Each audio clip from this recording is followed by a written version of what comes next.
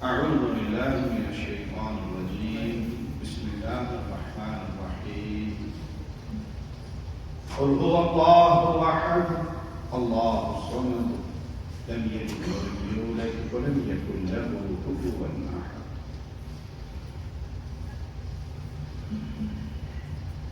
پیارے بھائیوں، انسانی زندگی ایک ایسی نعمت ہے جو انسان کو ایک ہی دفعہ ملتی ہے، دوبارہ نہیں ملتی۔ بہت ساری نعمتیں ہیں دنیا کی جو چھین بھی جاتی ہیں پھر دوبارہ مل جاتی ہیں۔ صحت مند بیمار ہو کر دوبارہ صحت مند ہو جاتا ہے، امیر غریب ہو کر پھر دوبارہ امیر ہو جاتا ہے، لیکن انسان مر کر اسی دنیا میں دوبارہ زندہ نہیں۔ اللہ مالک نے ہمیں حکم دیا ہوا ہے، امام الانبیاء کی شریعت نے ہمیں درس دیا ہوا ہے، قوا انفسکم واہلیکم نارا۔ یہ نعمت ایک دفعہ ملی ہے، دوبارہ نہیں ملے گی۔ تو اس زندگی میں اپنے آپ کو جہنم کی آگ سے بچا لو۔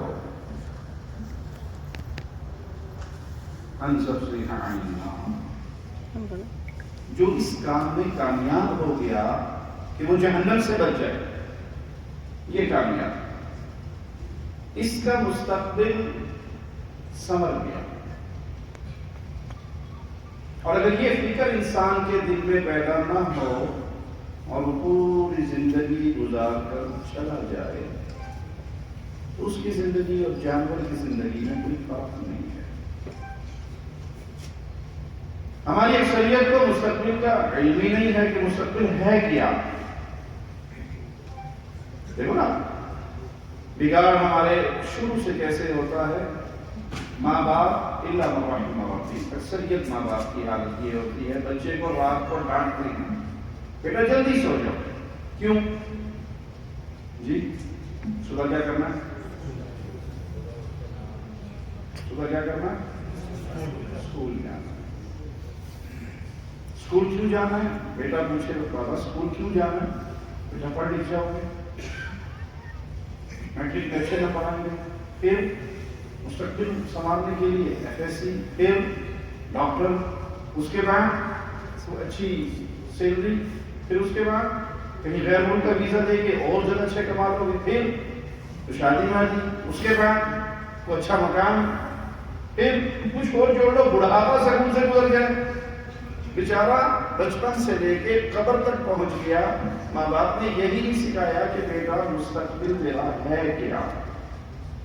کہیں تو میٹرک میں اچھے نمبر لینا، یہ مستقبل تھا، پھر FSC میں میڈیکل کے لیے میرٹ پہ آ جانا، یہ مستقبل تھا، اور کہیں ڈاکٹر بن جانا اور کہیں جاب لگ جانا۔ بھائی بچے کو بچپن سے سکھاؤ، بیٹا جلدی سو جاؤ، کہیں فجر نہ لگ جائے، صبح اسکول نہیں، صبح مسجد جانا، فجر پہ اٹھنا، اللہ کے سامنے جھکنا۔ قوا انفسکم واہلیکم نارا، اپنی جان کو اور اپنے اہل و عیال کو جہنم سے بچاؤ۔ جہنم سے کیسے بچائیں گے؟ جب رب کی وحدانیت کا علم ہوگا، مصطفیٰ علیہ السلام کی رسالت کا علم ہوگا، شریعت کا علم ہوگا، تبھی انسان جہنم سے بچے گا۔ جہنم سے بچنے کے لیے کوئی اللہ نے یہ تھوڑی میں جو PhD کر کے آئے گا وہ جہنم میں نہیں جائے گا، وہ جنت میں جائے گا، پھر میٹرک فیل ہوگا وہ سارے کے سارے جہنم میں جائیں گے۔ ایسا اعلان تو اللہ کی طرف سے نہیں ہے۔ جنت میں کون جائے گا؟ جہنم سے کون بچے گا؟ اس کے لیے شرط کیا ہے؟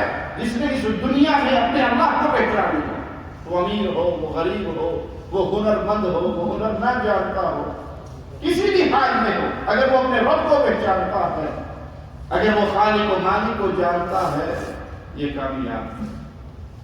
دیکھیں امام الانبیاء علیہ السلام نے اپنے صحابہ کی ہر موقع پہ تربیت کی۔ ایک شخص گزرا، بڑا غریب سا، کمزور سا، پرانے سے کپڑے، غربت اس کے جسم سے چہرے سے ٹپک رہی. آپ نے پوچھا کیا خیال ہے اس آدمی کے بارے میں؟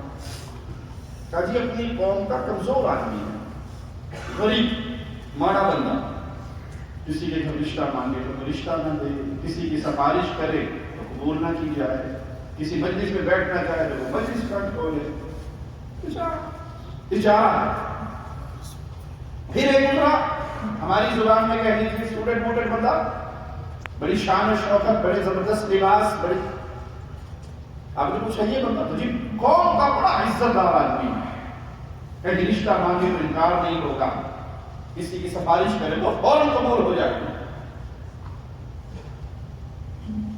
آپ علیہ الصلوۃ والسلام نے فرمایا جس کو تم کہہ رہے تھے کہ بڑا کمزور سا آدمی ہے، اس کی کیا حیثیت ہے؟ اللہ کے ہاں اس کی اتنی حیثیت ہے، اگر وہ کسی مسئلے پہ اللہ کو قسم ڈال دے، اللہ مجھے قسم ہے میرا یہ کام کرنا، اللہ اس کی قسم کی لاج رکھے گا، وہ کام کرے گا. قُوْ أَنفُسَكُمْ وَأَهْلِيكُمْ نَارًا، اپنی جان کو سب سے پہلے جہنم سے بچاؤ. جس نے یہ کام کر لیا اس کا مستقبل بن گیا، یہ سنور گیا. وہ دنیا کے کسی مقام پہ ہو، اللہ کو کوئی پرواہ نہیں. یہ دنیا کی کوئی حیثیت ہی کوئی نہیں اللہ کے سامنے. ایک ہی اللہ والے اپنے نبی علیہ الصلوۃ والسلام کے ذریعے انسانیت کو کیا درس دیتے ہیں. آپ علیہ الصلوۃ والسلام نے فرمایا اللہ کے ہاں پوری دنیا وما فیہا، دنیا میں کیا کچھ نہیں، کتنی نعمتیں اور دولتیں نہیں ہیں، کہیں سونا ہے، ہیرے ہے، چاندی ہے، پیٹرول ہے، زمین ہے، خوراک ہے، پھل ہے، پوری دنیا اللہ کے نزدیک مچھر کے ایک پر کے برابر ہوتی. اللہ کسی کافر کو ایک گھونٹ پانی نہ دیتا. پوری دنیا اس کی ویلیو، اس کی قیمت اللہ کے ہاں مچھر کے ایک پر کے برابر ہوتی. اللہ کسی کافر کو ایک گھونٹ پانی نہ دے. کیا مطلب؟ اس کی کوئی حیثیت نہیں. کیوں؟ یہ جو زندگی مجھے اور آپ کو ملی ہے بڑی مختصر، یہ تو امتحان کی زندگی ہے. اب حسبتم انما خلقناکم عبثا وانکم الینا لا ترجعون، تم نے یہ گمان کیا ہے ہم نے تمہیں بیکار پیدا کر دیا کھیل کود کے لیے؟ اے جہاں بٹھا اگلا جہاں کہیں بٹھا، کون مرے گا کون اٹھے گا، بابا عیش کو اس کے آنند دوبارہ نہیں، اس لیے نہیں. تم نے لوٹ کے ہماری طرف نہیں آنا، لوٹ کر آنا. جب لوٹ کر آنا ہے تو پھر منزلیں دو ہیں، فریق فی الجنہ اور فریق فی السعیر. ہمیشہ کی جنت، ہمیشہ کی جنت، ایسی ہمیشہ کی جہاں موت کو ذبح کر کے اعلان کیا جائے گا موت کو موت آ گئی، اب کسی کو موت بھی نہیں آئی. یہ جنت کیسے ملے گی، اس جہنم سے کیسے بچیں گے؟ جس نے اس دنیا میں رہتے ہوئے اللہ کی شریعت کی پاسداری کی، اللہ نے جو حقوق جس کے مقرر کیے ہیں ان حقوق کی پاسداری کی. دیکھیے سب سے پہلا حق کس کا ہے؟ حق اللہ علی العباد ان یعبدوا. سب سے پہلا حق بندوں پر، بندوں کے رب کا ہے. حق اللہ علی العباد ان یعبدوا، یہ پہلا حق ہے کہ بندے عبادت صرف ایک اللہ کی کریں اور اس کی عبادت میں کسی کو شریک نہ ٹھہرائیں. عبادت اس کی کروڑ قسمیں کر دی جائیں تو اس کی 1%، 0.1% بھی اللہ کو چھوڑ کر کسی اور کے لیے نہیں ہو سکتی. جو چیز عبادت ہے وہ خالص اللہ کا حق ہے، اس میں کوئی ساجھے دار نہیں ہے. یہ رکوع عبادت ہے تو صرف اللہ کو ہوگا، یہ سجدہ عبادت ہے صرف اللہ کو ہوگا، یہ نظر عبادت ہے صرف اللہ کے لیے، یہ نیاز عبادت ہے صرف اللہ کے نام کی، یہ ذبح و قربانی عبادت ہے خالص اللہ کے لیے، یہ امید اور بھروسے عبادت ہے صرف اللہ سے لگائے جائیں گے، یہ خوف اور محبت عبادت ہے تو صرف اللہ کا خوف ہوگا اور اللہ سے محبت ہوگی. کیا معنی؟ جیسی محبت اللہ سے ہوگی وہ غیر اللہ سے، جیسا خوف اللہ کا ہوگا وہ غیر اللہ کا. یہ تو خوف انسان ظاہری اسباب میں تو ڈر جاتا ہے، بندوق لے کے سامنے کھڑا ہو تو ہاتھ اٹھا ہی دے گا، جو کہے گا مجھ سے کہہ بھی دے گا. لیکن بغیر کسی سبب کے میں یہاں بیٹھا ہوا اور بابا جی فوج کے قبر میں دفن ہوئے اور میں ڈر رہا ہوں کہ حضرت کی 11ویں شریف نہ دی تو میری بھینس مار دے گا. یہ ایسا خوف ہے، اس میں کوئی اسباب نہیں ہے، کوئی ظاہری سبب نہیں، کوئی بم بندوق لے کے آپ کے سر پہ نہیں کھڑا ہوا. وہ پیر صاحب جب چاہیں جہاں چاہیں جو چاہیں کر دیں اور میرا نقصان کر دیں. ایسا خوف سوائے اللہ کے کسی اور کا. ایسی محبت کہ میں سب کو چھوڑ سکتا ہوں لیکن اس کو ناراض نہیں کر سکتا، وہ صرف اللہ کا، باقی سب کو. رسول اللہ صلی اللہ علیہ وسلم کی گستاخی کی. رئیس المنافقین نے سگا بیٹا آ گیا، کہنے لگا یا رسول اللہ صلی اللہ علیہ وسلم، سگا بیٹا مومن ہے، کہتا ہے اللہ کے نبی صلی اللہ علیہ وسلم میرے باپ نے آپ کی توہین کی، گستاخی کی، اور آپ جانتے ہیں کہ میں مدینہ، پورے مدینہ کے اندر مجھ سے بڑھ کر باپ یا فرما بردار بندہ کوئی نہیں ہو. باپ کے ساتھ احسان کرنے والا مجھ سے بڑا اور کوئی نہیں ہے. سب سے بڑا اپنے باپ کا احسان مند نیکی کرنے والا اس کے ساتھ وہ میں ہوں. میں ڈرتا ہوں کہ آپ کسی صحابی کو کہہ کے اسے قتل کروا دیں اور میں باپ کی محبت اور اس کی غیرت میں آ کے کوئی غلط قدم نہ اٹھا دوں. ایک طرف باپ ہے جس نے آقا کی توہین کی ہے اور ایک طرف محبت مصطفیٰ. اب یہ سائل سوال کیا کر رہا ہے؟ اے اللہ کے پیارے حبیب علیہ الصلوۃ والسلام، اگر آپ فیصلہ کر چکے ہو کہ میرے باپ کو قتل کروانا ہے تو یہ ڈیوٹی میرے ذمہ لگانا ہے. اپنے باپ سے سب سے بڑھ کر محبت مجھے ہے، فرما بردار سب سے زیادہ میں ہوں. کوئی اور میرے باپ کو مار دے تو میں غیرت میں آ کے کوئی غلط قدم نہ اٹھا لوں، اس لیے میں حاضر ہوا ہوں. باپ کے قتل کا فیصلہ فرما چکے ہیں تو ڈیوٹی میرے ذمہ لگانا. میں اپنے باپ کی گردن خود کاٹ کے آپ کے قدموں میں لا کے رکھ دوں گا اور اعلان کروں گا جیسی محبت اللہ سے ہے ایسی محبت کسی اور سے، جو اللہ کا دشمن ہے وہ کوئی بھی ہو وہ میرا دشمن. تو بھائی یہ محبت عبادت ہے خالص اللہ کے لیے. خوف عبادت ہے خالص اللہ سے ہوگا.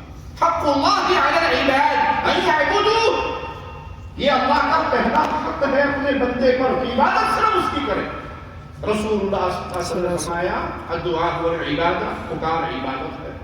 جب پکار عبادت ہے تو صرف یا اللہ مدد، یا علی مدد، یا رسول اللہ مدد، یا جیلانی مدد، یا پیر مدد، یا بابا جی مدد، یہ اللہ کی عبادت میں کسی اور کو شریک بنانا ہے. اس کو اللہ برداشت نہیں کرتا. جب عبادت ہے تو خالص اللہ کے لیے ہوگی، یہ پہلا حق ہے. اس کے بعد رسول اللہ صلی اللہ علیہ وسلم کا حق آپ کی امت پر سب حقوق سے بڑا. ایک صحابی ہیں، نابینا ہیں، لونڈی میرے آقا علیہ السلام کی گستاخی کرتی ہے اور اس لونڈی میں سے 2 پھول موتیوں جیسے 2 بیٹے بھی ہیں اس صحابی کے. یہ صحابی سمجھاتے ہیں، ایک بار سمجھایا، 2 بار سمجھایا، نہیں بات آئی. پھر زبان درازی کرنے لگی. نابینا ہونے کے باوجود اس کے پاس پہنچتے ہیں اور جب اس پہ قابو پا لیتے ہیں، اس کے اوپر بیٹھ جاتے ہیں تو خنجر مار کے اس کے سینے میں اس وقت تک وزن ڈالتے ہیں جب تک اس کا تڑپتا ہوا جسم ٹھنڈا نہیں ہوتا. قتل کرنے کے بعد سے بھول لیتے. خبر رسول اللہ صلی اللہ علیہ وسلم تک پہنچتی ہے تو آپ پوچھتے ہیں کیا ماجرا ہے؟ تو یہ کھڑے ہوتے ہیں، اللہ کے نبی صلی اللہ علیہ وسلم پہلے میری عرض سن لیجیے، یہ آپ کی توہین کرتی تھی، یہ آپ کی گستاخی کرتی تھی اور میں محمد کریم کی گستاخی کو برداشت نہیں کر سکتا. میں نے سمجھایا نہیں سمجھی، میں نے کام تمام کر دیا.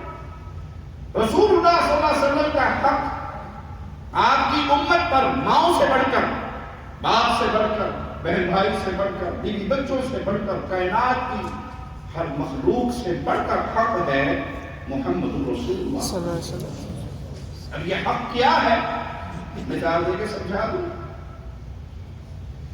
باپ پیاسا ہے، بیٹے سے پانی مانگتا ہے. بیٹا پیاس سے تڑپ رہا ہوں، مجھے پانی پلا دو. اور بیٹا زیتون کا تیل، سرسوں کا تیل، کھوپے کا تیل، ناریل کا تیل لے کے کھڑا ہے، باپ کے سر پہ مالش کر رہا ہے.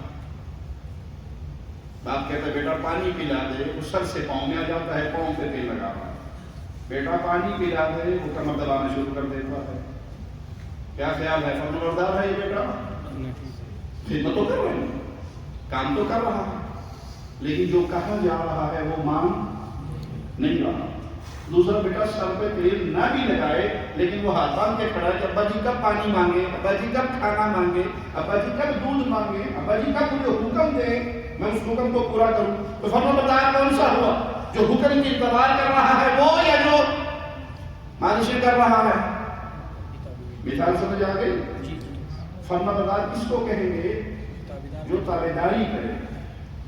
پنجابی کا جملہ ہے جی کا کلمہ پڑھیندہ ہے مجھے آنکھیں لگیندہ ہے۔ سرائکی میں کہتے ہیں جس کا کلمہ پڑھو اس کی بات مانو، جس کا کلمہ پڑھیندہ ہے مجھے پیچھے ڈھونڈیندہ ہے، جس کا کلمہ پڑھو اس کے پیچھے پیچھے چلو۔ یہ حق ہے رسول اللہ صلی اللہ علیہ وسلم کا۔ آپ کی بات نہ مانی جائے اور آپ سے محبت کی جائے، پیار کیا جائے، احترام کیا جائے تو وہ محبت کسی کام کی؟ ابو طالب نے ایسی ہی محبت تو کی تھی، بھتیجے کی محبت چچا کے دل میں بہت تھی۔ ایسی محبت تاریخ میں کسی چچا نے اپنے بھتیجے سے نہیں کی جو محبت ابو طالب نے محمد بن عبداللہ سے کی صلی اللہ علیہ وسلم۔ رات ہوتی بستر خالی کروا دیتے نبی کو، بیٹے سے کہتے میرے بھتیجے کے بستر پہ، اور بھتیجے سے کہتے تو بیٹے کے بستر پہ۔ کیوں؟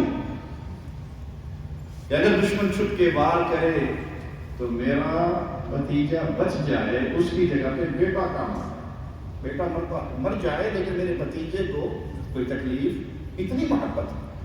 اور آخری لمحات میں آپ صلی اللہ علیہ وسلم پہنچ گئے، یا عمی قل لا الہ الا اللہ، چچا ایک دفعہ تو کہہ دو۔ ابو جہل کہنے لگا مرتے مرتے ناک نہ کٹوا لینا ہماری، باپ کا دین چھوڑ کے نہ مر جانا۔ آخری جملہ ابو طالب کی زبان سے کیا نکلا؟ باپ کی ملت پہ مر کے جا رہا۔ رسول اللہ صلی اللہ علیہ وسلم سمکین ہو گئے۔ اللہ مالک نے کلام الہی میں کیا آیت پڑھی؟ انک لا تهدی من احببت، جس سے آپ محبت کریں، آپ چاہیں یہ کلمہ پڑھ لیں، وہ آپ کی محبت کسی کی دل کی دنیا کو نہیں بدل سکتی، آپ کی چاہت کسی کے دل کی دنیا کو نہیں بدل سکتی۔ ولیکن اللہ، اب اللہ کی ذات ہے، یہدی من یشاء، جس کو چاہے ہدایت دے۔ اب ایسی محبت کوئی اور کر سکے گا؟ لیکن سائل سوال کرتا ہے اللہ کے نبی صلی اللہ علیہ وسلم، آپ سے محبت بہت تھی چچا کو، قیامت کے دن یہ محبت کوئی فائدہ دے گی؟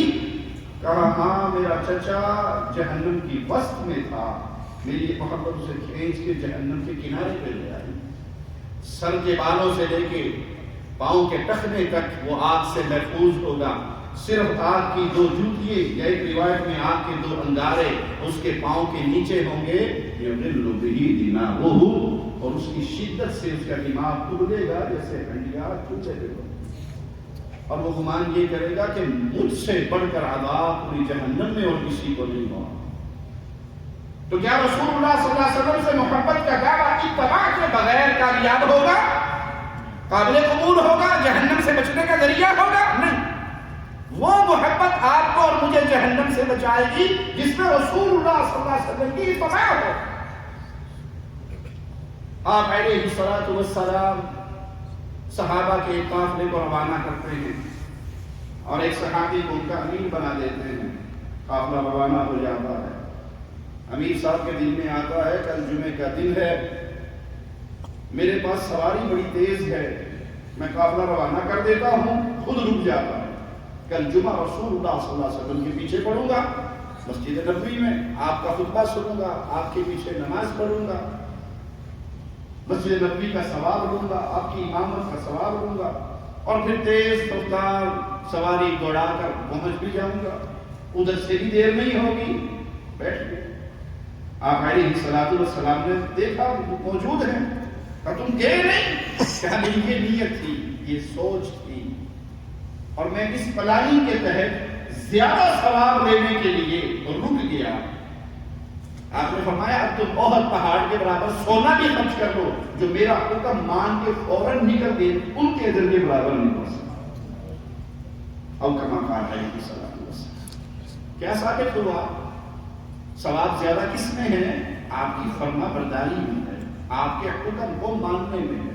اگر حکم نہیں مانا اور محبت کا دعویٰ ہے اور محبت میں دعوے کے اندر ایسے پاگل ہو گئے ہیں کہ شریعت کی واضح حکموں کو توڑ رہے ہیں، اور اگر کوئی منع کرنا چاہے کہ آپ نہیں سمجھتے ہم تو رسول کی محبت میں یہ سب کام کرتے ہیں صلی اللہ علیہ وسلم، تو یہ محبت مردود محبت ہے، آپ نے پیارے نبی کا حق ادا نہیں کیا۔ دیکھ لیجئے کل آپ کے بر صغیر میں کیا کچھ ہونے والا ہے۔ کل ہی مجھے کسی نے انڈیا کی ایک ویڈیو بھیجی، نعوذ باللہ ثم نعوذ باللہ، ایک شخص کا بت بنایا ہوا ہے اور وہ بت سجدے کی حالت میں ہے، اور پیچھے ایک لوٹا بنایا ہوا ہے، ایک تلوار بنائی ہوئی ہے اور آثار بنائے ہوئے ہیں، اور نیچے درود و شریف پڑھتے ہوئے جا رہے ہیں، جیسے یہ ثابت کرنا چاہ رہے ہوں کہ یہ نعوذ باللہ رسول اللہ علیہ کے آثار۔ یہ سب کیا ہے؟ محبت کے دعوے میں۔ پچھلی ربیع الاول پر ایک عورت کو تیار کر کے دلہن بنا کے اسے جنت کی حور ثابت کر کے گلیوں میں گھمایا، کرنا پڑنے والوں نے ملتان کی گلیوں میں، یوں محبت رسول۔ کسی نے 70 من کیک بنایا اور ہیپی برتھ ڈے یا رسول اللہ کے نعرے مارے، موم بتی جلائی، تالیاں بجائی، سیٹیاں بجائی اور کیک کاٹا کہ جی یہ محبت رسول میں ہو رہا۔ یہ محبت آپ سے پہلے ابو طالب بہت زیادہ کر چکا، جس میں جسمانی پیار تھا، رشتے کا پیار تھا، فرما برداری نہیں تھی۔ پیارے بھائی، آپ یہ محبت کر کے جنت نہیں کما سکتے۔ جنت کے لیے لازم ہے، رسول اللہ صلی اللہ علیہ وسلم گزرے ہیں، ایک گھر سے نکلے ہوئے خون کے قطرات کو دیکھا ہے، صحابی کہتے ہیں آج قربانی میں نے عید سے پہلے کر لی، یہ سوچ کر کہ گوشت تیار ہو جائے، نماز پڑھ کر آؤں اور فوراً غریبوں کے گھر، یتیموں کے گھر، بیواؤں کے گھر، بھوکوں کے گھر میری قربانی کا گوشت ان کے منہ میں چلا جائے۔ سوچ کتنی اعلیٰ، سوچ کس کی؟ صحابی رسول کی۔ اور آپ نے کیا فرمایا؟ قربانی دوبارہ کر۔ یہ قربانی کیوں؟ تیری سوچ اپنی جگہ پہ، تو نے نبی کا حکم نہیں مانا۔ قل ان کنتم تحبون اللہ فاتبعونی، یہ ہے محبت۔ رسول اللہ صلی اللہ علیہ وسلم کا حق مجھ پہ اور آپ پر سب سے بڑا یہ ہے، اے اللہ کے بندے، ہر مسئلے میں اتباع کرو محمد رسول اللہ۔ نماز پڑھنی ہے تو صلو کما رأیتمونی اصلی، حج کرنا ہے تو خذوا عنی مناسککم، ایک ایک عمل میں آئیڈیل ہے تو امام الانبیاء، امام کائنات، امام یہ دو کام کر لیجیے آپ نے، آپ جنت کے قریب ہو گئے، جہنم سے بہت دور ہو گئے۔ اللہ اور اس کے رسول کے حق کے بعد بہت بڑا حق اے اہل ایمان، میرے اور آپ کے کندھوں پر ماں باپ کا حق ہے۔ وَقَضَىٰ رَبُّكَ أَلَّا تَعْبُدُوا إِلَّا إِيَّاهُ وَبِالْوَالِدَيْنِ إِحْسَانًا۔ یہ میرے رب کا فیصلہ ہے کہ اللہ کی عبادت میں کوئی شریک نہیں، اللہ کی عبادت میں کوئی شریک نہیں، نہ اس کی ذات میں کوئی شریک، نہ اس کی صفات میں کوئی شریک، نہ اس کے احکام میں کوئی شریک، نہ اس کی حکومت سلطنت میں کوئی شریک، نہ اس کی عبادت میں کوئی شریک، وحدہ لا شریک لہ۔ اس فیصلے کے ساتھ اللہ نے کیا ذکر کیا؟ وَبِالْوَالِدَيْنِ احسانا، اپنے ماں باپ کے ساتھ احسان کرو۔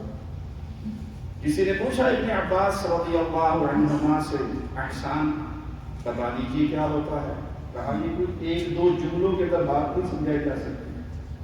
کہا اچھا پھر یوں کیجئے کہ اس کا الٹ سمجھا دیجیے، حقوق کیا ہے؟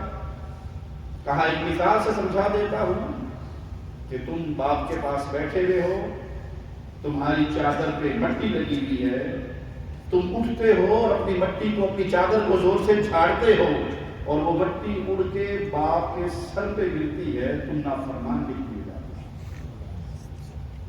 اس نے زبان سے کچھ کہا، اس نے کوئی گالی دی، اس نے خرچے سے ہاتھ روکا، اس نے ہاتھ اٹھایا، اس نے بوڑھے کو دھکے مارے، صرف مٹی جھاڑی بے دھیانی میں اور باپ کے سر پہ گرا بیٹھا۔ سوچئے میں اور آپ اس ماں باپ کے ساتھ سلوک کرنے میں کہاں کھڑے ہیں؟ یہ جنت کے 2 دروازے ہیں جو میرے اور آپ کے گھر کے اندر موجود ہیں۔ اسی لیے رسول اللہ صلی اللہ علیہ وسلم نے فرمایا اس کا ناک خاک آلود ہو جو اپنے ماں باپ کو یا دونوں میں سے کسی ایک کو بڑھاپے میں پائے اور ان کی خدمت کر کے جنت نہ پائے، ان کی خدمت کر کے اس کی جنت میں جانے کی نیکی جو ہو سب سے بڑی وہ ماں باپ کی خدمت ہو، وہ شخص مردود ہے، اس کا ناک خاک آلود ہے جس نے بوڑھے ماں باپ کو یا کسی ایک کو پایا اور خدمت کر کے جنت میں جا سکا۔ سیدنا امیر المؤمنین امیر عمر، آپ کی شان کا کیا کہنا ہے؟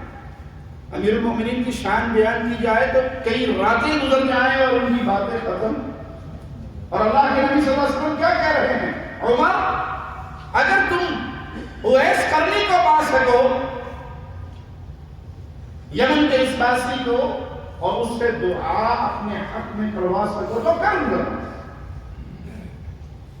سیدنا عمر حج کا موقع آتا ہے تلاش کرتے ہیں، حج آتا ہے تلاش کرتے ہیں، ایک حج کے موقع پر پا لیتے ہیں، پہچان لیتے ہیں، اللہ کے نبی صلی اللہ علیہ وسلم کی بتائی ہوئی نشانیاں پوری ہو جاتی ہیں، اسے کہتے ہیں پھر یہ دعا ہے۔ میں کہتا ہوں پیارے بھائی، 1000 اویس کرنی ہو تو ایک عمر نہیں بنتا۔ لو كان بعدي نبي لكان عمر، اگر نبوت میرے رب نے باقی رکھنی ہوتی تو یہ خطاب کا بیٹا نبی بن کے آتا۔ عمر، جہاں سے تم گزر جاتے ہو شیطان راستہ چھوڑ کے بھاگ جاتا ہے۔ عمر، مومنوں کی ماں نے کہا تھا وہی تو ہمارے بستر پہ اترتی ہے، لیکن کتنی ہی بار ایسے ہوا کہ عمر نے زبان ہلائی اور رب نے وحی بنا کر زمین پہ اتار دی۔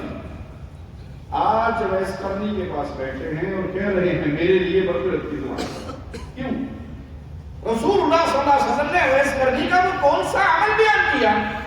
بہت حج کرنے والا، بہت عمرے کرنے والا، ساری رات تہجد پڑھنے والا، بہت زیادہ نفلی روزے رکھنے والا، کہا اپنی ماں کا بڑا فرمانبردار ہے، اپنی ماں کا بڑا فرمانبردار۔ سوچئے میرا آپ کا اپنی ماں کے ساتھ کیا تعلق ہے؟ صحابہ کا کیا تعلق تھا؟ صحابی آ کر پوچھتے ہیں اللہ کے نبی صلی اللہ علیہ وسلم ماں فوت ہو گئی، باپ فوت ہو گیا، کیا مرنے کے بعد بھی میں ان کے ساتھ کوئی نیکی کر سکتا؟ کوئی ایسا ذریعہ ہے، کوئی ایسا طریقہ کار ہے کہ میں اپنے ماں باپ کے مرنے کے بعد ان کے لیے نیکی؟ یہ صحابہ کی فکر ہے، مرنے کے بعد بھی ان کے لیے صدقہ جاریہ، اور اس کی سوچ اور اس کا سوال لے کر آئے ہیں میں اور آپ اپنے ماں باپ کی زندگی میں ان کے ساتھ کیا سلوک کر رہے ہیں۔ بیٹا ماں کے پاس اچھا بھلا ہنستا مسکراتا بیٹا ہے اور بیوی کے پاس جاتا ہے، آدھے گھنٹے بعد وہی بیٹا واپس آتا ہے، ماں اس کا چہرہ پہچان نہیں سکتی، بیوی نے اندر سے وہ ٹوٹے مار دی کان کے اندر، اور یہ ماں کے ساتھ لڑنے پھڑنے کے لیے تیار ہے، زبان درازی کے لیے تیار ہے۔ کچھ ایسے بد نصیب ہیں جو ہاتھ اٹھانے کے لیے تیار ہیں، کچھ ایسے بد نصیب ہیں جو مارنے کے لیے تیار ہیں، دھکے دے کے گھر سے نکالنے کے لیے تیار ہیں۔ ایک شخص کا کلپ مجھے دیکھنے کو ملا جو اپنی بوڑھی ماں کو اولڈ ہاؤس میں چھوڑ آیا، اور اولڈ ہاؤس کی چیئرمین اپنے ویڈیو پیغام کے اندر کہتی ہے کہ ہر دوسرے دن یہ فون کر کے مجھ سے پوچھتا تھا ماں مر گئی ہے زندہ، ماں مر گئی ہے زندہ۔ ماں کو پیار آیا اپنے بچے پر، یاد آیا اپنا بچہ، اس نے تو نہیں بتایا کہ جس سے تو پیار کرتی ہے وہ تو تیرے مرنے کی انتظار کر رہا تھا، اور اس نے کہا کہ میں بیٹے کو ملنا چاہتی ہوں۔ ادارے والوں نے فون کر کے اس کے بیٹے کو بلایا کہ اپنی ماں کو مل لے جا، 2-4 دن اپنے گھر میں رکھ لے، پھر لے آنا۔ 3 دن کے بعد وہ واپس لے آیا اور آ کر کہنے لگا کہ آئندہ میری ماں گھر آنے کی بات آپ کو نہیں کہے گی، آپ کو تنگ نہیں کرے گی، سکون سے یہاں رہے گی، اب رکھ لیجیے۔ یہ کہہ کے چلا گیا، اور اس بوڑھی عورت نے اس ادارے کی خادمہ کو بلایا اس چیئرمین کو اندر اور کہا بیٹا ذرا میری قمیض اٹھا کے دیکھو، میری بہو اور میرے بیٹے نے میرے جسم پہ اتنے ڈنڈے برسائے ہیں کہ میرا جسم نیلا ہو گیا، میں مر بھی جاؤں تو میرے بچے کو خبر نہ کرنا کہ میں مر گئی۔ یہ گھر گھر کی کہانی ہے۔ کیا کوئی امیر ہے یا غریب ہے، چھوٹا ہے یا بڑا ہے، اللہ بروتی بروتی جس کو اللہ بچا لے بچا لے، وگرنہ گھر گھر کی یہ کہانی ہے کہ ماں باپ اپنی اولاد کے ہاتھ سے رسول اللہ صلی اللہ علیہ وسلم نے سیدنا معاذ کو یمن بھیجا، پورا دین سکھایا، نصرانیوں کے پاس جا رہے ہو توحید کی طرف بلانا، رسالت کی دعوت دینا، مان جائیں تو نماز، مان جائیں تو زکات، مان جائیں تو روزے، مان جائیں تو حج، اور پھر آخر میں کیا کہتے ہیں؟ معاذ مظلوم کی بد دعا سے بچنا، مظلوم کی بد دعا سے بچنا، مظلوم کی بد دعا اور عرش کے درمیان کوئی رکاوٹ نہیں ہوا۔ اہل علم نے لکھا ہے مظلوم کافر بھی ہو، ظالم مسلمان متقی توحید والا عقیدے والا سب کچھ، لیکن ظلم کسی پہ کر رہا ہے، اور جس پہ کر رہا ہے وہ یہودی ہو، عیسائی ہو، وہ ہندو ہو، وہ سکھ ہو، نان مسلم بھی اگر مظلوم ہے اور وہ ہاتھ اٹھا دے تو اس کی پکار بھی اسی سبیل سے جائے گی رب کے عرش کی طرف جس سبیل سے کسی مسلمان کی جائے۔ مظلوم کافر بھی ہو بد دعا اس کی بھی قبول ہو، اور اگر مظلوم ماں ہو، اگر مظلوم باپ ہو، اٹھانے والے نے ماں کو اٹھایا واسا کندھے پر اور کہا تھا یمن سے اپنی ماں کو کندھے پہ اٹھا کر لایا ہوں، حج کروا رہا ہوں، لقمے چڑھانے کے قابل نہیں ہے میری ماں، اپنے منہ میں لقمہ ڈال کے اسے چبا کے لعاب بنا کے ماں کے منہ میں ڈالتا ہوں، کیا میں نے ماں کا حق ادا کر دیا؟ جواب دینے والے اللہ کے ولی نے جواب میں کہا تھا جو پیدائش کے لمحے پر اس کو تکلیفیں اور چیزیں اس کی بلند ہوئی تھی، وہ لہر کی ایک درد کی ایک لہر کا مطلب یہ بات ہے۔ میں اور آپ اس حق کو کتنا یاد رکھے ہوئے ہیں، کتنا اس کو ادا کر رہے ہیں، اس کو یاد رکھیے، یہ حق بہت بڑا ہے۔ قیامت کے دن مظلوم ظالم کا گریبان پکڑیں گے، کہیں یہ نہ ہو کہ ان مظلوموں میں آپ کی ماں کھڑی ہو، آپ کا باپ کھڑا ہو۔ ماں باپ کا حق بہت بڑا حق ہے۔ آپ کی نمازیں، آپ کے روزے، آپ کے عقیدے بڑے عظیم ہیں، ان کی عظمت سے کوئی انکاری نہیں ہے، لیکن ماں کو نہ بھولنا، باپ کو نہ بھولنا، اپنی اولاد کے حق کو نہ بھولنا، اولاد کا حق بہت بڑا ہے۔ ایک شخص نے آ کر شکایت کی امیر المؤمنین امیر عمر رضی اللہ عنہ، میرا بیٹا گستاخی کرتا ہے، میرے حق ادا نہیں کرتا، لے آؤ بیٹے کو۔ درہ اٹھایا بیٹے کی پٹائی کے لیے، تو بیٹے نے کہا امیر المؤمنین پہلے میری درخواست کی سنی، ماں باپ کے حقوق تو ہمیں پتا ہے، ماں کا یہ حق، باپ کا یہ حق، کوئی اولاد کا بھی حق ہے؟ کہا جی اولاد کا بھی حق ہے۔ کہا آپ کو بتائیں گے اولاد کے حق کون سے ہیں؟ اولاد کا پہلا حق باپ کے اوپر یہ ہے کہ جس کو اس کی ماں بنانے لگا ہے وہ نیک عورت ہے۔ امیر المؤمنین میرے باپ نے ناچنے والی سے شادی کی تھی، ڈانسر سے شادی کی تھی۔ اور دوسرا حق تیرا اچھا نام رکھے، کلوا نام رکھا تھا، کلوٹا نام بھی بہت بڑا رکھا۔ تیسرا حق تجھے قرآن یاد کروائے، اللہ کی قسم قرآن کی ایک آیت نہیں یاد کروائی۔ تو وہ درہ جو امیر المؤمنین اٹھا چکے تھے، وہ بیٹے کو چھوڑ کے باپ کی کمر پہ مارا کہ تو شکایت کرتا ہے کہ بیٹا میرا حق ادا نہیں کرتا، پہلے تو نے اولاد کا حق ادا نہیں کیا، تو اولاد کا حق ادا کرتا تو اولاد تیرا کرتی۔ کسی اللہ والے نے اپنے بیٹے سے کہا بیٹا میں تیری پیدائش سے پہلے تجھ پر احسان کر چکا ہوں، بیٹا 2022 کا تھا، ماڈل نیا تھا، فیس بک اور موبائل کی دنیا میں لگن رہنے والا. ابا جی ایڈی لمبی نہ چھٹو، اتنی بڑی بات نہ کہو کہ آپ نے میرے پیدا ہونے سے پہلے بھی مجھ پر احسان کیا. ہاں پیدا ہونے کے بعد مانتا ہوں، یا حمل کے دوران بھی مانتا ہوں، جب ماں کے پیٹ میں تھا تو آپ میری ماں کی خوراک کا خیال رکھتے تھے، اس کے علاج کا خیال رکھتے، اتنا تو مانتا ہوں. لیکن میرے وجود میں آنے سے پہلے ہی آپ نے احسان کیا. کہا ہاں بیٹا میں نے تیرے وجود میں آنے سے پہلے احسان کیا. کہا وہ کون سا ہے؟ کہ میں نے تیرے لیے جس کو تیری ماں بنایا تھا، منتخب کیا تھا، وہ ایک شریف عورت تھی، وہ ایک نیک عورت تھی، وہ کوئی ڈانسر نہیں تھی، وہ سوشل میڈیا کی ماری ہوئی بے حیا نہیں تھی. اور یہاں رک کر میں اپنے نوجوان بھائیوں سے، نوجوان بیٹوں سے عرض کر دوں، شادی صرف بیوی کو حاصل کر لینے کا نام نہیں ہے، شادی ایک نسل آگے چلنے کا نام. آپ کو شیطان کسی کی عشق مشوقی میں گرفتار کر دے اور آپ کہیں ابا کڑی یہی لڑی، جو مرضی ہو جائے، مجھے خاندان سے نکال دو، مجھے گاؤں سے نکال دو، میرا بائیکاٹ کر دو، کرنی ہے شادی تو یہی کرنی ہے وگرنہ کمارا مر جاؤں گا. یہ ڈائلاگ بولتے ہیں بچے نہیں بولتے. وہ مولوی صاحب دعا کیا کرتے تھے کسی کڑی کے لیے جہاں اس کا ارادہ تھا شادی کرنے کا، اللہ اس میں کوئی خیر ہے تو میری شادی اس سے کروا دے. اب دعا آگے کیا ہونی چاہیے کہ اگر خیر نہیں ہے تو مجھے اس سے بچا لے. لیکن وہ دعا یوں کرتے تھے، اللہ اس لڑکی میں خیر ہے تو میری شادی اس سے کروا دے، اور اگر اس میں خیر نہیں ہے تو اس میں خیر پیدا فرما دے، پھر میری شادی اس سے کروا دے. کرنی میں تھی، کوئی حرج نہیں، اللہ سے مانگنے میں تو کوئی حرج نہیں، مانگ سکتے ہیں.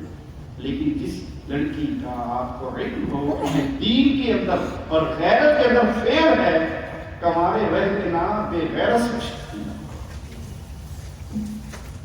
تھوڑی سی تفصیل بتا دوں. وہ ایک شخص لے کے نکلا، گرل فرینڈ کو بھگا کے گھر سے نکلا. گرل فرینڈ صاحبہ پرانے دور کی تھی، اس کا بھی پرانے دور کا ہے. وہ دونوں بوائے فرینڈ اور گرل فرینڈ گدی پہ بیٹھ کے نکلے.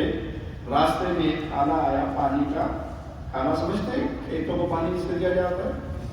تو گدی اس نالے کے اندر بیٹھ گئی.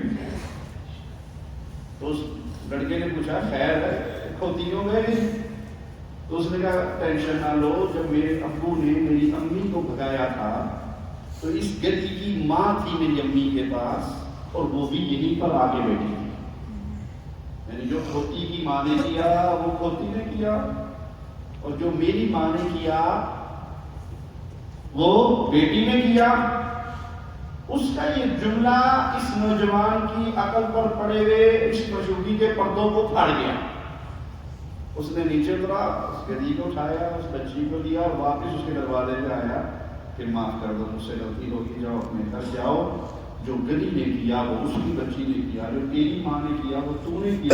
اگر میری لڑکی پیدا ہوگی وہ بھی نہیں کرے گی. اسی لیے رسول اللہ صلی اللہ علیہ وسلم نے نکاح کے لیے کئی چیزیں بیان کی. اس کے کئی اسباب ہیں، قوم، برادری، نسل، مال، حسن. اور آپ نے کیا کہا؟ تیرے ہاتھ خاک آلود ہو جائیں تو جب بھی کرنا دیندار کرنا، جب بھی کرنا دین والی کرنا. کیوں؟ وہ دیندار سب سے بڑھ کر سب سے پہلے غیرت کی محافظ ہوگی، بے غیرت نہیں ہوگی. ارے بھائی جو اندھا ہو چکا ہے اس سوشل میڈیا کی وجہ سے لڑکیوں کے پیچھے دوڑ کر، یہ جو آج میرے ساتھ یاری لگا کر اپنے 20-25 سالہ باپ کے ساتھ رشتہ، نوجوان لڑکی کا اپنے باپ کے گھر میں 20 سال 25 سال 30 سال گزرے، یہ 30 سالہ رشتہ 2-4 کالز اور 2-4 میسیجز میں ٹوٹ گیا، اس میں توڑ دیا. جو اپنے باپ سے بے وفائی کرتی ہے کل تیرے ساتھ بے وفائی نہیں کرے گی. اور آپ دیکھتے نہیں 5 بچوں کی ماں آشنا کے ساتھ بھاگ گئی، کبھی خبر نہیں پڑی کیونکہ پہلے باپ کے گھر سے بھاگی تھی، پھر اس خالی کے گھر سے بھی بھاگی. جو بے غیرت ہے کبھی اس کو اپنے گھر میں نہ لانا. جو آج آپ کی سہیلی بنی ہوئی ہے وہ کل کسی اور کی بن سکتی ہے. رسول اللہ صلی اللہ علیہ وسلم کے پاس ایک نوجوان آیا اور کہنے لگے اللہ کے نبی صلی اللہ علیہ وسلم مجھے زنا کی اجازت دیجیے. صحابہ بڑے غصے میں آئے، بڑی شدت. تو آپ نے ویسے آگے میرے پاس اپنے سامنے دکھایا، قربان جاؤں امام الانبیاء امام کائنات امام اعظم محمد رسول اللہ صلی اللہ علیہ وسلم کی بحیثیت معلم آپ نے پاس بلایا، بیٹا اے نوجوان، جب تو پسند کرتا ہے کوئی تیری بہن کے ساتھ یہ معاملہ کرے کہ آپ پر قربان ہو جاؤں، میں تو یہ پسند نہیں کرتا کہ تیری ماں، تیری خالہ، تیری پھوپھی، مختلف رشتے آپ نے گنوائے، اور ہر سوال میں وہ کہتا ہے میں آپ پہ قربان ہو جاؤں، میں اپنی ماں کے لیے پسند نہیں کرتا، اپنی بیٹی کے لیے پسند نہیں کرتا، اپنی بہن کے لیے پسند نہیں کرتا، اپنی پھوپھی اور خالہ کے لیے پسند نہیں کرتا۔ تو آپ نے فرمایا جس کے لیے تو یہ عمل اس کے ساتھ کرے گا وہ بھی کسی کی بیٹی، کسی کی بہن، وہ بھی کسی کی بیٹی، کسی کی بہن، کسی کی پھوپھی، کسی کی خالہ۔ جب یہ چیز تو اپنے لیے پسند نہیں کرتا، لوگ بھی اپنے لیے پسند، اس حدیث کو سامنے رکھ کے نوجوانوں ذرا اللہ کے لیے سوچو، آج جس لڑکی کے ساتھ تم خفیہ ملاقاتیں، خفیہ کال، خفیہ میسیجز، عشق و شوقی کی دوڑیں لگا رہے ہو، اپنی بہن کے لیے پسند کرتے ہو؟ اپنی بیٹی کے لیے پسند کرو گے؟ اپنی ماں کے لیے پسند کرو گے؟ اپنی خالہ اور پھوپھی کے لیے پسند کرو گے؟ آپ کے ذمہ یہ اولاد بہت بڑا، اس کا حق ہے کہ آپ اس کو خیر کی طرف لے کر جاؤ۔ کیسے لے کر جاؤ گے؟ اس کی ماں نیک، ماں کے اختیار کے بعد پھر اس کی تعلیم و تربیت ہے، پھر اس پہ خرچ ہے۔ تعلیم و تربیت سے مراد مسلمان بنائیے، پھر جو مرضی بنائیے۔ یہ نہیں کہ بچے کا عمر گزر رہی ہے، آپ نے اس کو قرآن ناظرہ بھی نہیں سکھایا، آپ نے اس کو ترجمے کی چند صورتیں بھی یاد نہیں کروائی، اور پوری دوڑ آپ کی دنیا کی طرف لگی ہوئی ہے۔ اور پیارے بھائی، مثال دے کے سمجھاتا ہوں، آپ کا بیٹا ترقی کرتے کرتے پوری دنیا کی سپر پاور ملک کا صدر بن جائے، اور پھر آپ فوت ہو جاؤ اور وہ صدر ہو سپر پاور کا، آپ کی قبر میں کوئی ٹھنڈی ہوا نہیں آئے گی۔ ٹھنڈی ہوا کب آئے گی؟ رسول اللہ صلی اللہ علیہ وسلم نے فرمایا انسان جنت میں ہوگا، اس کے درجے اور بلند ہوں گے، جنت میں درجات بڑھ رہے ہیں۔ بندہ پوچھے گا اللہ تو یہاں کوئی نماز روزہ حج کچھ بھی نہیں ہے، عبادات کرو ہم اب ہو گیا، میرا مطلب مر گیا، اس جہاں میں آ گیا۔ تیرا بیٹا تیرے لیے دعا کرے، تیرا بیٹا تیرے لیے دعا کرے۔ کون سا بچہ دعا کرے گا؟ جس کو آپ دیندار بناؤ گے اور جس کے دین کی آپ کو فکر نہیں۔ کبھی آپ سوچنا چاہو کہ میں اپنے بچے کو کس نہج پہ لے کے چلا ہوں، صرف ایک سوال اپنے ذہن میں رکھ لو کہ میں مر جاؤں، میرا بیٹا میرا جنازہ پڑھا لے گا؟ سوچنا، ڈاکٹر تو بن گیا، انجینئر تو بن گیا، MBA کروا لیا، او لیول کروا لیا، بڑا کچھ پڑھا لیا اپنی دنیا کا، آپ کے مرنے پر کیا بیٹے میں اتنی قابلیت ہے کہ وہ کھڑا ہو کے جنازہ پڑھا سکے؟ اور اگر آپ کا دل مطمئن ہو کہ ہاں میں مر گیا تو میرا بیٹا مجھے غسل دے سکتا ہے، مجھے کفن دے سکتا ہے، مجھے میرا جنازہ پڑھا سکتا ہے، وہ میری آخری اس دنیا سے جانے کے جو گفٹ ہے وہ خود دے سکتا ہے۔ دیکھیں مولوی جنازہ پڑھائے، مولوی جنازہ پڑھائے اور میت کا بیٹا جنازہ پڑھائے، فرق ہوگا یا نہیں؟ فرق ہوگا۔ اب وہ تو ہمارے ہاں ہمارے علاقوں میں سید مولوی صاحب اس کا ٹھیکہ طے ہوتا ہے، 500 ملنے، 1000 ملنے، 5000 ملنے، کچھ نہ کچھ ملنا ہے، تو اس کی ساری دعائیں اس کے پیچھے کہانی مل رہی ہے۔ چلو نہیں ملنے والے بھی نیک مولوی صاحب بھی ہیں، تو جو درد بیٹے کے دل سے نکلے گا وہ مولوی کے دل سے تو نہیں نکلے گا۔ جس طرح رو کر بیٹا اپنے اللہ کے سامنے سفارشی بنے گا، اس طرح مولوی تو نہیں روئے گا، اس کے تو آنسو نہیں بہیں گے۔ تو پیارے بھائی، اپنی اولاد کو آپ کس نہج پر لے کر جا رہے ہیں؟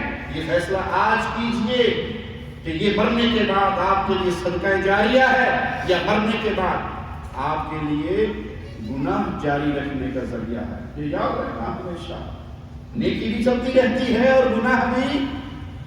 اگر آپ نے اپنے بیٹے کو شیطانی آلات سے مزین کیا ہوا ہے، اپنے گھر کو شیطانی آلات سے مزین کیا ہوا ہے، اور آپ مر گئے ہو اور ڈش ٹینا گھر میں ہے، بے حیائی کے چینلز گھر میں ہیں، آپ کے دیے ہوئے سارے بے حیائی کے پروگرامز گھر میں آپ کے خرچے پہ لگے ہوئے چل رہے ہیں، آپ بھلے مر گئے، اس کا گناہ آپ کے کھاتے میں چلتا رہے گا جب تک آپ کی کمائی پر یہ بے حیائی ہوتی رہے گی۔ تو اولاد بہت بڑی چیز ہے، اس کے حق کو پہچانیے۔ اللہ سے دعا ہے اللہ ہمارے گناہوں کو معاف فرمائے، اللہ ہماری خطاؤں کو معاف فرمائے، اللہ نے جو حقوق ہمارے ذمہ لگائے ہیں اللہ ہمیں انہیں ادا کرنے کی توفیق عطا فرمائے۔ ہم کمزور ہیں، گناہ گار ہیں، خطا کار ہیں، سیاہکار ہیں، اے اللہ تو اپنی رحمت سے ہمارے گناہوں کو معاف فرمائے۔